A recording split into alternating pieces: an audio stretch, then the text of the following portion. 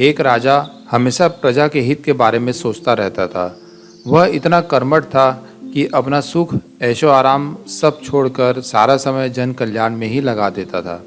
यहाँ तक कि वह पूजा पाठ या भजन करने के लिए भी समय नहीं निकाल पाता था।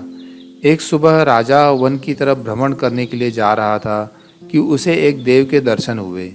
राजा ने देव को प्रणाम किया और देव के हाथों में एक लंबी चौड़ी पुस्तक देखकर उनसे पूछा, महाराज, आपके हाथ में यह क्या है? देव बोले, राजन, यह हमारा बही खाता है जिसमें सभी भजन करने वाले लोगों के नाम हैं। राजा ने निराशा युक्त भाव से कहा, कृपया देखिए तो इस किताब में कहीं मेरा नाम भी है या नहीं। देव महाराज किताब का एक एक पृष्ठ उलटने लगे, परंतु कहीं भी राजा का नाम नजर नहीं आया। राजा ने देव को चिंतित देखकर कहा, महाराज, आप चिंतित ना हो, आपके ढूंढने में कहीं कोई कमी नहीं है। वास्तव में ये मेरा दुर्भाग्य है कि मैं भजन कीर्तन के लिए समय नहीं निकाल पाता और इसलिए मेरा नाम वहाँ नहीं है।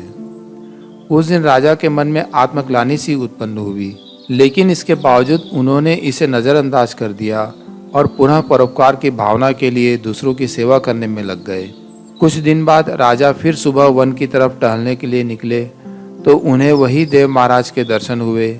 इस बार उनके हाथ में एक पुस्तक थी। पुस्तक के रंग और आकार में बहुत भेद था। यह पहले वाले से काफ़ी छोटी भी थी। राजा ने फिर उन्हें प्रणाम करते हुए पूछा, महाराज, आज कौन सा बही खाता आपके हाथों में है? देव ने कहा, राजन, आज के बही खाते में उन लोगों के नाम हैं जो ईश्वर को सबसे अधिक प्रिय हैं। राजा ने कहा, कितने भाग्यशाली होंगे वे लोग। निश्चित ही वे दिन रात भजन कीर्तन करने में लगे रहते होंगे। क्या इस पुस्तक में मेरे राज्य का भी कोई नागरिक है? देव महाराज ने बही खाता खोला और ये क्या, पहले पन्ने पर पहला नाम राजा का ही था। राजा ने आश्चर्यचकित होकर पूछा, महाराज, मेरा नाम इसमें कैसे लिखा हुआ है? मैं तो मंदिर में कभी कभार ही जाता हूँ। देव ने कहा, राजन, इसमें आश्चर्य की क्या बात है? जो लोग निष्काम होकर संसार की सेवा करते हैं वैसे लोग तो भगवान को सबसे ज़्यादा प्यारे होते हैं। राजन, तू मत पछता कि तू पूजा पाठ नहीं करता।